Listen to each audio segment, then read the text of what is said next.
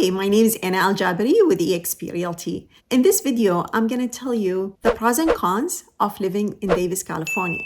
I'm going to share with you the different neighborhoods, shopping places, grocery stores, cheap and expensive ones. I'll tell you about the commute, bus routes, rent rates, and even property prices, because who knows, maybe you will end up buying a property and staying in Davis. So stick around with me to the end, because I'm going to share with you some very important facts about your trip to Davis. So whether your trip is short or long, these important facts will be very, very helpful to you when you visit Davis. So let's get at it.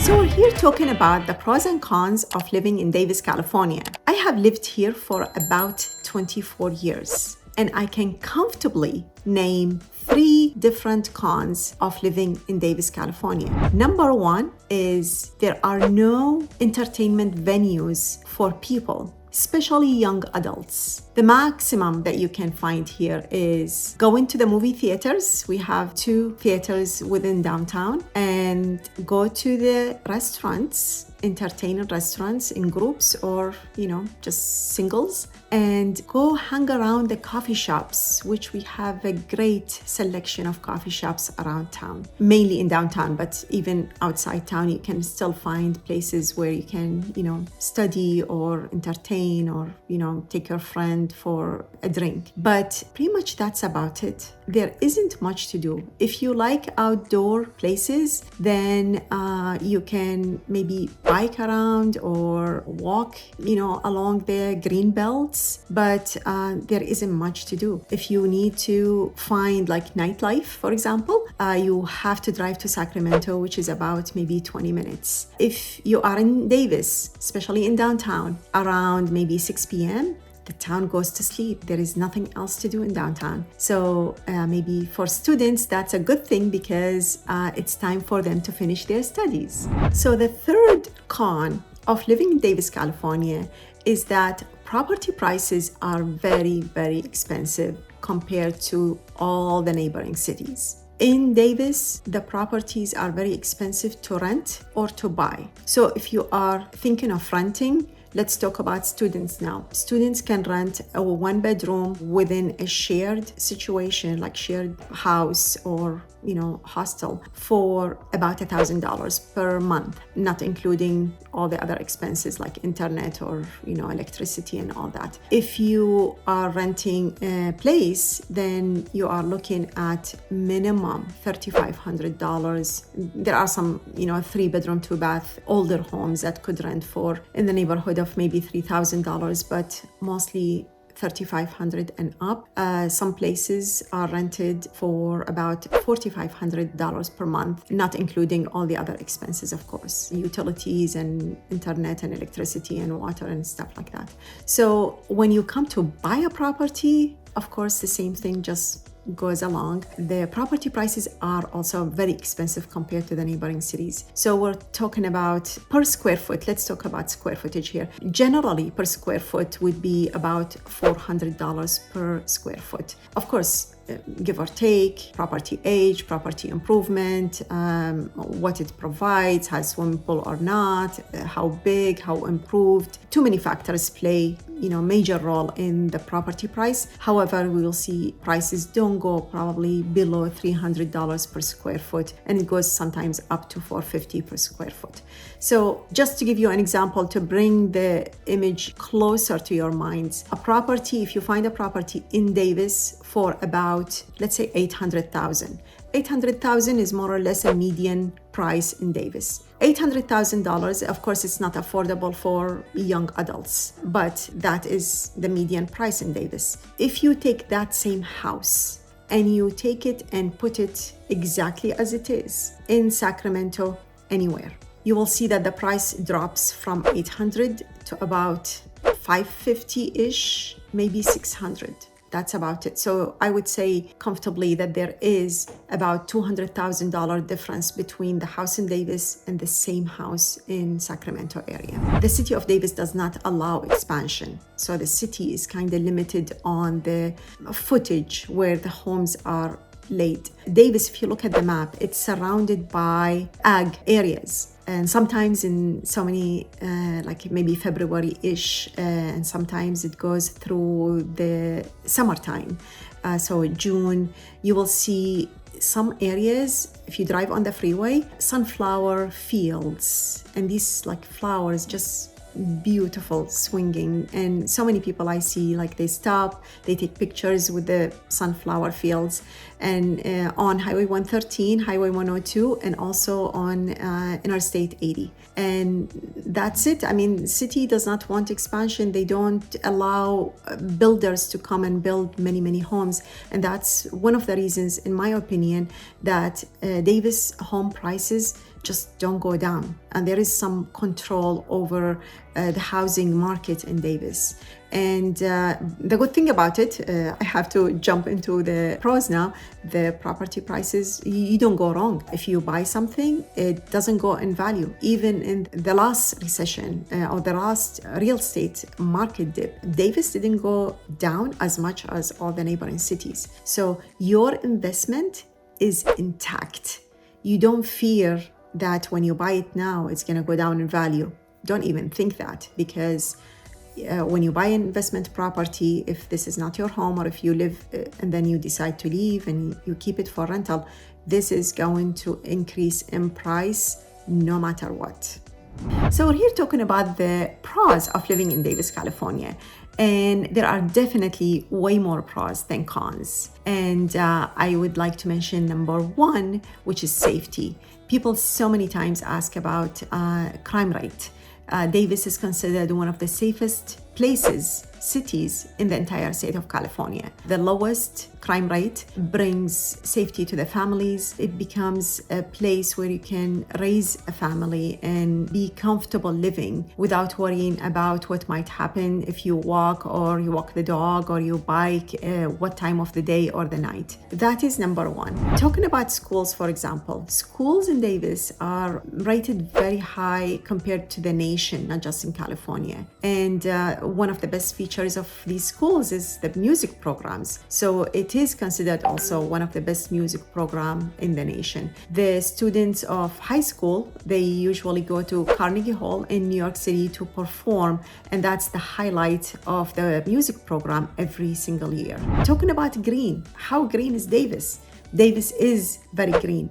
It has more than 100 miles of green belt and bike lanes throughout town. So we're talking about like a network of routes that are surrounded on both sides with trees and bushes and greens and flowers and, just name it. For that reason, the people who live in Davis also, they are pro-green.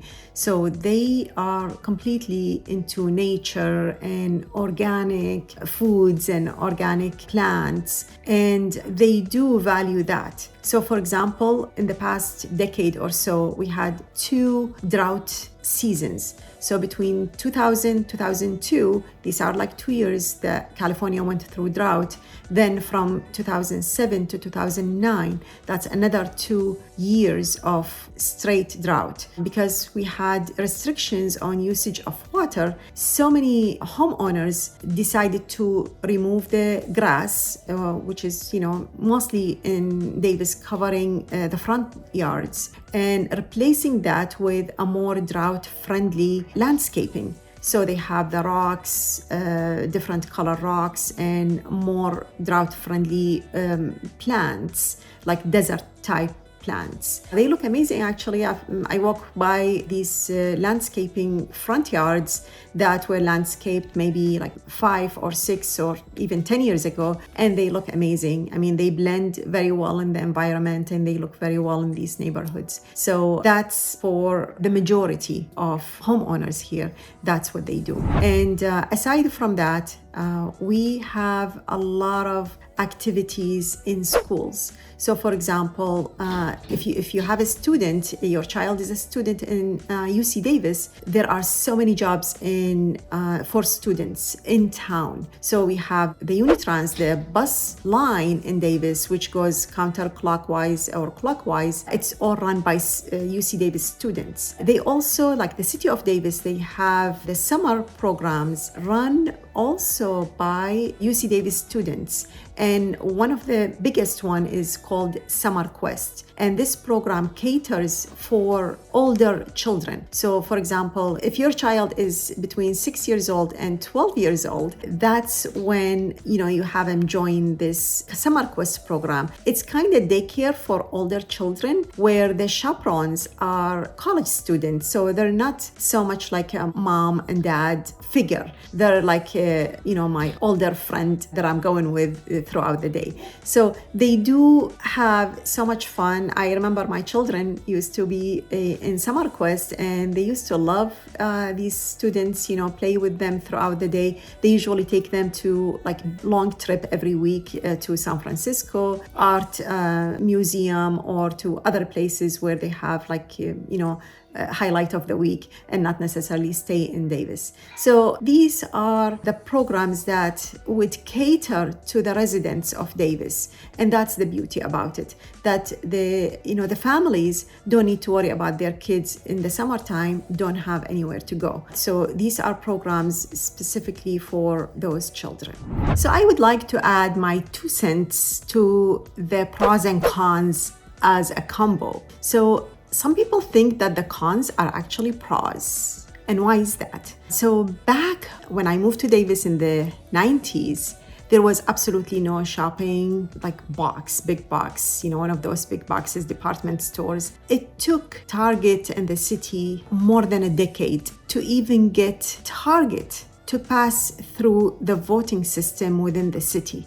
The residents of Davis don't even want shopping in town. They would rather, when they need something, they go to Woodland, Vacaville, Sacramento, downtown Sacramento, wherever it is, they go to get their essentials.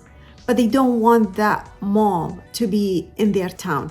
They don't want people from the freeway to just, go through town because of shopping. They wanted to limit the residents and the traffic inside town. And for that reason, even when in 2009 the ballot passed for Target to be built in, it was about, I think, 100,000 square feet, a big box to be built in town. When it passed, it was like 51% of the vote went toward building Target. So even when it passed, it was actually 50-50, almost 50-50% residents, voters decided, or they wanted that big box to be built in Davis. Everyone seems to want this little town to stay preserved, protected. They want to eliminate the crime rate within town by eliminating the extra traffic that is totally not needed.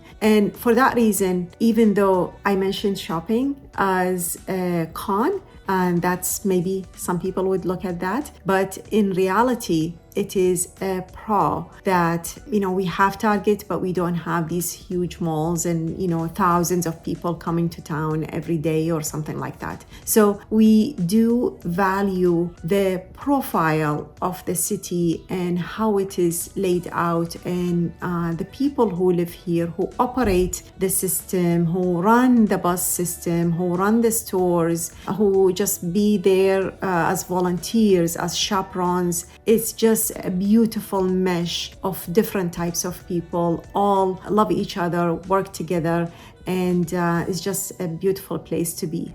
Did I mention Mondavi Center in Davis, California? It's the Robert and Margaret Mondavi Center for the Performing Arts. It is built within the UC Davis campus and was named after the Mondavi family, who donated $10 million to help build this center. Later, they also funded the Wine and Food Science Institution within the same campus. And they actually have been part of the operational activities of the center. So if you drive outside or you walk outside, you will see like a very, very beautiful and very pleasing to the eye building from outside. If you go inside, it's the same thing, just contemporary, beautiful. I believe Bora Architects, they designed that building. And it is like, you can compare it to like a box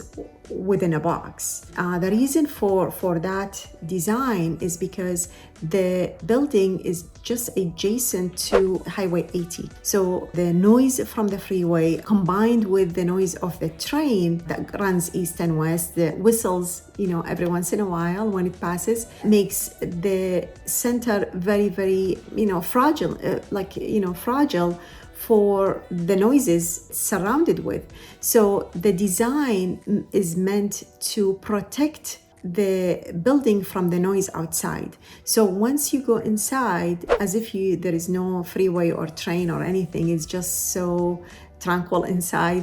And what you see also is these movable soundproof panels. I think they adjust them, not I think, I know.